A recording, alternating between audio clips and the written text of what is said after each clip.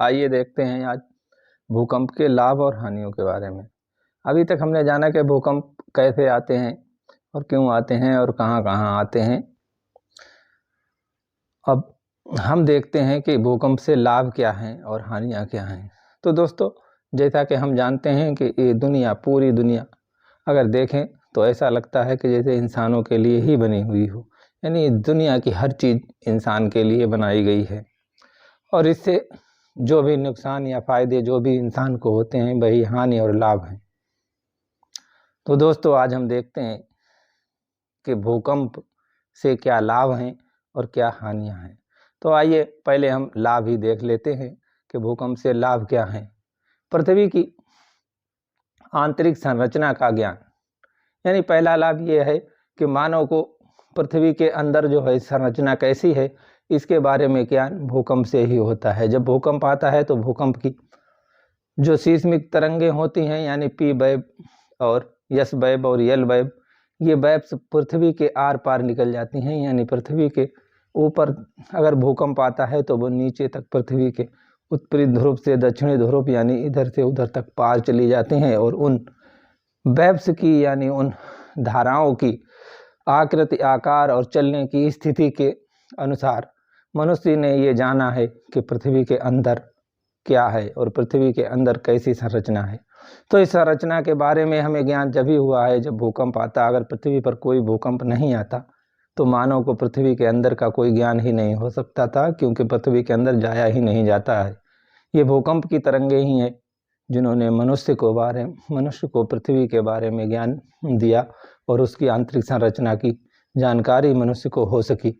तो अगला आइए देखते हैं कि नवीन भौगोलिक संरचनाओं का निर्माण। हमारी पृथ्वी पर हर समय कुछ ना कुछ भौगोलिक संरचनाओं का निर्माण होता रहता है और ये निर्माण जब भी होता है जब पृथ्वी पर भूकंप आते हैं। पृथ्वी पर भूकंप के ही द्वारा हमारी भौगोलिक संरचनाएं जैसे पर्वत, पठार, मैदान और कई तरीके के भ्रंश, ये सारी रचनाओं का निर्माण, भौगोलिक रचनाओं का निर्माण भूकंप के द्वारा ही होता है।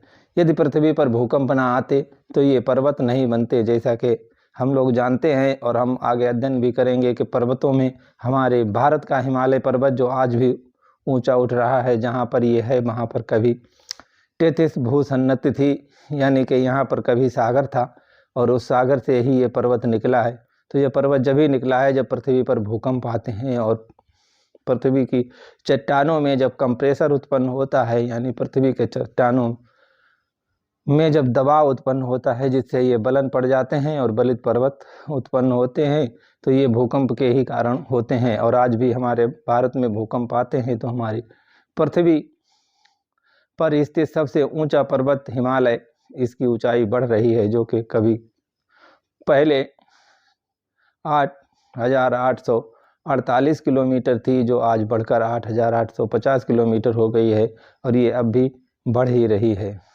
तो दोस्तों, ये भूकंप की वजह से ही हमारी पृथ्वी पर नई नई भौगोलिक संरचनाओं का निर्माण होता है। और आगे हम देखते हैं कि बहुमूल्य धातुओं व खनिजों की प्राप्ति। हमारी पृथ्वी पर अनेकों प्रकार के खनिज और धातुएं पाई जाती हैं। यदि भूकंप ना आते तो ये खनिज और धातुएं समाप्त हो जाती हैं और हमें दूसरे खनिज और धातुएं नहीं मिलती, क्योंकि नवीन खनिज और नवीन धातुएं जब ही बनती हैं जब भूकंप आता है और पृथ्वी के मेंटल से जो तरंगे, संवहन तरंगे उठती हैं और उनसे वो लावा ऊपर आ जाता है।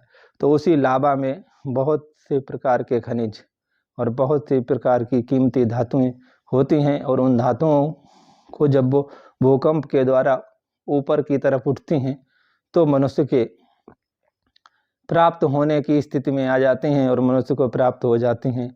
वैसे आप लोग जानते ही हैं और हम इससे पहले बता भी चुके हैं कि पृथ्वी के अंदर जो क्रस्ट है वो लोहे और निकिल की बनी हुई है, जबकि पृथ्वी के ऊपर हमारी पृथ्वी सियाल की बनी हुई है, यानी इसमें सिलिका और एल्यूमिनियम है। तो हमें अगर लोहा और निकिल की प्राप्ति जब ही होती है जब भूकंपों के द्वारा पृथ्वी के आंतरिक भागों से वो लोहा और निकिल ऊपर उठकर और हमारे क्रस्ट में आ जाता है और क्रस्ट से भी ऊपर उठते उठते हमारी क्रस्ट के ऊपर सरफेस पर आ जाता है, तो जिससे खुदाई करने में आसानी रहती है और आदमी उसे प्राप्त कर लेता है। अगर ये भूकंप ना आते तो हम लोगों को इतनी मात्रा में लोहा नहीं प्राप्त हो सकता और कई अन्य तरीके के खनिज हमें प्राप्त नहीं होते, क्योंकि पृथ्वी में आंतरिक भागों में भारी खनिज हैं और वो भारी खनिज ऊपर आ ही नहीं पाते। तो ये भारी खनिज भूकंपों के द्वारा ही ऊपर आते हैं, जिससे हमें प्राप्त हो जाते हैं। अगला है नवीन भूपटल का निर्माण। पृथ्वी के ऊपर जो क्रस्ट है उस क्रस्ट का निर्माण आज से लगभग 4.5 अरब वर्ष पूर्व हो चुका था और उसी से जब वो संघनित हुआ तो लगभग 700 मिलियन वर्ष पूर्व उसमें क्रस्ट में निर्माण हो गया और क्रस्ट ठोस होना शुरू हो गई। और उसके बाद वही क्रस्ट आज भी होती, क्योंकि आज भी चट्टानें उतनी ही पुरानी होती हैं जो कि 4.5 अरब वर्ष यानी 4.5 बिलियन वर्ष पुरानी होती। लेकिन आज भी हमारी पृथ्वी पर नवीन क्रस्टों का निर्माण हो रहा है और पृथ्वी पर जब ये भूकंप आते हैं तो पृथ्वी का क्रस्ट टूट जाता है और उसमें नीचे से लावा आकर चिपक जाता है और वो संघनित होकर नवीन क्रस्ट का निर्माण कर लेता है। इसमें जैसे कि हमारे भूमध्य सागर यानी सागरों के अंदर जो अटलांटिक महासागर है, उस सागर में जो एक बहुत ही बड़ी एक पेटी, भूकंप की पेटी पाई जाती है, उसके सहारे सहारे नवीन क्रस्ट का निर्माण हो रहा है और वो सागर फैल रहा है। यानी जहाँ पर भी इन प्लेटों के संरचनात्मक किनारे हैं उन किनारों पर नवीन क्रस्ट का निर्माण हो रहा है। तो दोस्तों, इस तरह हमारी पृथ्वी पर नई क्रस्ट का निर्माण होता है और पुरानी क्रस्ट जो है वो क्षेपित होकर और फिर से पिघलकर लावा बन जाती है और एक तरफ नई क्रस्ट बनती रहती है। तो हमारी पृथ्वी पर इन चट्टानों का क्रम बना ही रहता है, यानी पुरानी चट्टानें और नई चट्टानें मिलती हैं, नहीं तो हमें आज बहुत ही पुरानी ही चट्टानें मिलती हैं और पृथ्वी ये बहुत पुरानी चट्टानों में बदल गई होती। तो दोस्तों, आगे देखते हैं कि द्वीप व महाद्वीपों का निर्माण। भूकंप के द्वारा ही पृथ्वी का कुछ हिस्सा ऊपर उठ जाता है, जिससे कि द्वीप और महाद्वीप बन जाते हैं। यानी बहुत से ही द्वीप और महाद्वीप ऐसे हैं जो कभी सागर तल में थे, यानी जिनके ऊपर पानी था और आज वो द्वीप ऊपर आ गए हैं या वो महाद्वीप ऊपर आ गए हैं और उन पर मनुष्य रह रहा है।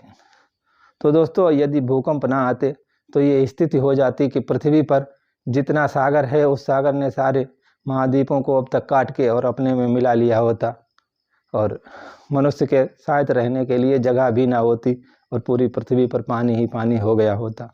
तो ये भूकंप ही हैं जिनके द्वारा हमारे महाद्वीप और महासागरों का अनुपात बना रहता है, यानी नवीन महाद्वीप बनते रहते हैं और नवीन महासागर भी बनते रहते हैं। आगे देखते हैं ज्वालामुखी का आधार।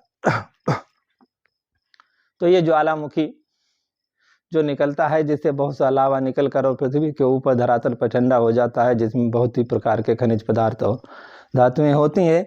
तो ये भी भूकंप का ही आधार है। यदि भूकंप ना आते तो ज्वालामुखी नहीं फूटता तो बहुत से प्रकार के खनिज पदार्थ और बहुत सी तरह की मिट्टियाँ मनुष्य को नहीं मिल पाती और मनुष्य के बहुत सी तरीके के उत्पादनों में मनुष्य पीछे रह जाता है, यानी वो उत्पादन पृथ्वी पर हो ही नहीं पाते। बंदरगाहों का निर्माण। अगला पॉइंट हमने लिया है कि बंदरगाहों का निर्माण। पृथ्वी पर जब भूकंप आते हैं तो समुद्र के किनारे का कोई स्थान नीचे धंस जाता है। अगर वो नीचे धंस गया तो वहाँ पर प्राकृतिक बंदरगाह बन जाते हैं, और नहीं तो मनुष्य को खुदाई करके बंदरगाह बनाने होते हैं। और वहाँ पर यदि वो स्थान नीचे धंस जाता है तो प्राकृतिक बंदरगाह अपने आप ही बन जाते हैं। अब आइए देख लेते हैं कि भूकंप से हानियाँ क्या हैं। तो वो दोस्तों, भूकंप से कुछ हानियाँ भी हैं, जैसे कि मानवकृत संरचना का विनाश, यानी मनुष्य के द्वारा बनाई गई संरचनाएं, बांध, पुल, इमारतें ये ढह जाती हैं जब भूकंप आता है। तो इनसे मनुष्य की मानवकृत संरचनाओं का नुकसान होता है और मनुष्य का बहुत ही आर्थिक नुकसान हो जाता है। नंबर 2 है मानवीय जान माल की हानि। यानी दोस्तों, जब भूकंप आते हैं तो बहुत सी बिल्डिंगें और इमारतें गिर जाते हैं, जिनके अंदर दबकर बहुत से मनुष्यों की मृत्यु हो जाती है। तो इससे मानवीय जान माल की हानि होती है। अगला है पशु पक्षियों को हानि। यानी जब भूकंप आते हैं तो उसके अंदर बहुत से पशु दब जाते हैं, और जब पशु दब जाते हैं और उनकी मृत्यु हो जाती है अचानक से ही भूकंप आने पर। कई प्रकार के पक्षी भी जो रात में निश्चित सो रहे होते हैं और वो पेड़ों से गिरकर और दब जाते हैं और मर जाते हैं। अगला है प्रदूषण। जब ये पशु पक्षी और मनुष्य मरते हैं तो इनके सड़ने से वायुमंडल में प्रदूषण फैल जाता है। अगला है बीमारी का फैलाव। जब प्रदूषण होता है तो मनुष्यों में हो सकता है बीमारी भी फैल जाए, जैसे कि 2004 में ये सागर में भूकंप आया था हमारे यहाँ भारत में ही, तो जिससे एक सुनामी, बहुत ही बड़ी सुनामी उठी थी, उससे बहुत जानमाल का नुकसान हुआ था, अंततः उसमें बीमारी भी फैल गई थी। अगला है सुनामी। जब ये समुद्र के अंदर भूकंप आता है तो समुद्र के पानी को बहुत ऊपर उछाल देता है और ये उछलता हुआ पानी जब सागरों के तटों से टकराता है तो तटों पर कई प्रकार की बस्तियों को जो है वो तबाह कर देता है, जिसे सुनामी कहते हैं। तो दोस्तों, इस सुनामी के बारे में हम अगले एक नए वीडियो में पूर्णतया अध्ययन करेंगे। तो तब तक के लिए जय हिंद।